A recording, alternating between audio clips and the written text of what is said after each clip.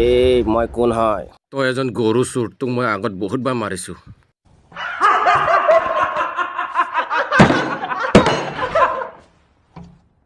কি কলি মোক গৰু চোৰ? মই এজন ব্ৰেণ্ডেড মাল হয়, ব্ৰেণ্ডেড। কি ক'লি? ব্ৰেণ্ডেড? ব্ৰেণ্ডেডৰ কাম নাই, লাগিব দম। মোৰ তাত আছে দম, চাবি নেকি তই দম? দেখাম, চাই ল।